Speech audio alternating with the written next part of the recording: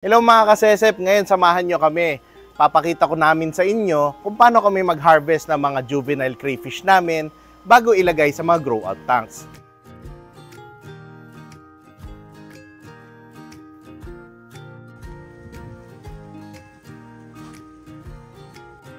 Ang goal namin or target namin na ma-harvest ngayon is around 8,000 to 10,000 pieces ng mga ganitong size ng juveniles.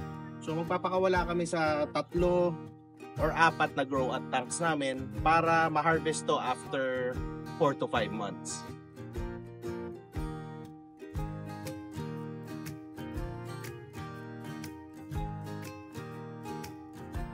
Dito makikita nyo kung paano namin sila hulihin.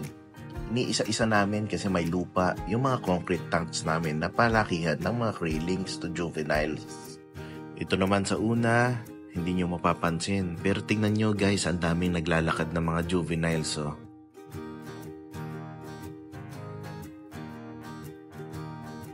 Kaya, kamusta naman? Ilan na nahuhuli natin dyan? Kaya mga ano na, 3.5 na po. 3.5 na, 3.5. Pakita mo yung hinuhuli mo. 3.5 na daw ang nahuhuli ni Mang Obet.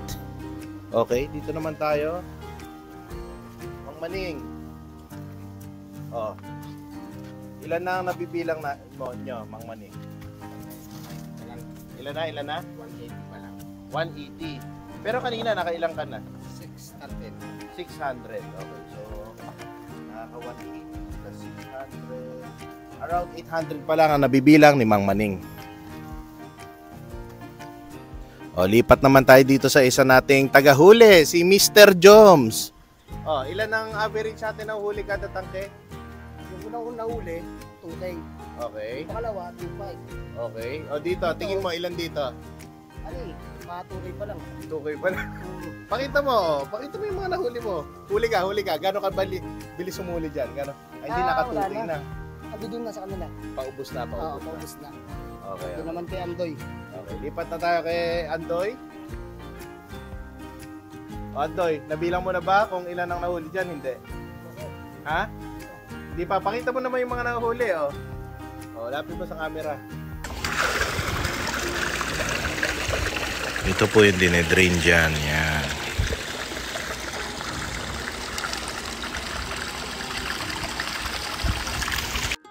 Ito naman pagkatapos hulihin. Guys, hindi namin naabot yung target namin na 10,000 pieces. Pero naka around 8,500 pieces naman kami dito sa nakikita ninyo ngayon.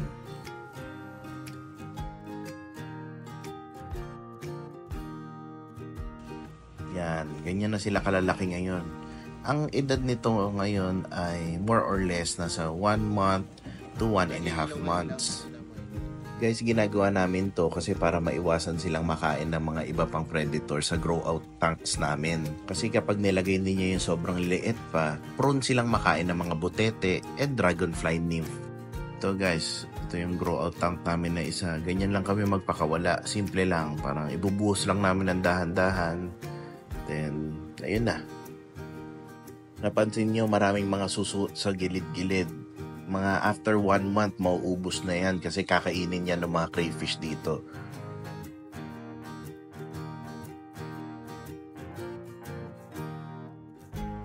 Ayan, dahil around 2,000 ang pinapakawalan namin kada grow out tank namin. So, ayan, may isa pang styro.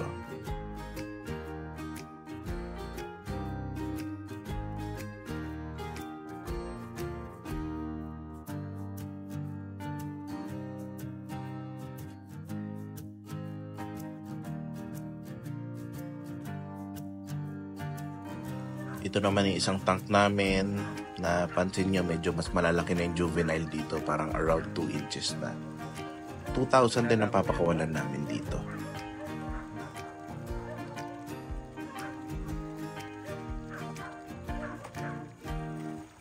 So mga curious nga pala kung ano yung setup ng tank namin, yan, pond liner lang yun. Tapos nilalagyan namin ng lupa.